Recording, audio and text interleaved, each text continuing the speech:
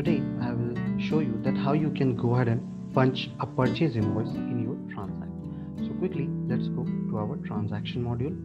Now, once I will open the transaction module, these are all the list of transactions which will get appeared in front of me.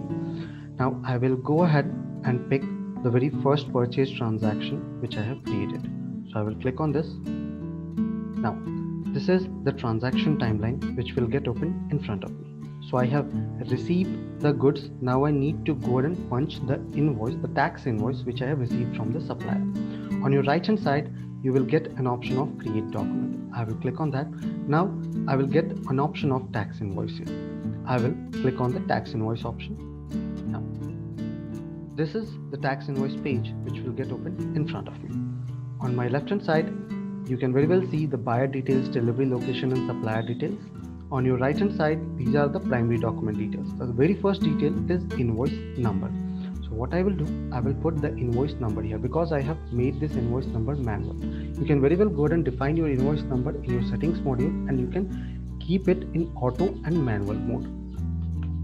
So I will put the INV 67543. Now the PO number and PO date will be fetched from my purchase order. Going below, I will put the payment date. So the payment date is of 3rd of June. So I will select that. Now going below, I can see an option of inward. So I have taken the inward. Now I wish to go ahead and fetch that inward in my tax invoice. So what I will do, I will quickly click on this. Now here is the inward. I will select it. Once I will select it, please have a look. This inward will get fetched in my invoice. Going below, I will go ahead and see that what item was in my purchase order, what was the quantity delivered and what was the price. You can very well go ahead and define the extra charges, attachment and comment from here. Going below, please have a look. This is the advance receipt voucher. This is the advance voucher which I logged in system. So that is the reason the grand total is 1200, but as because I paid the 600 advance, the amount payable is only 600.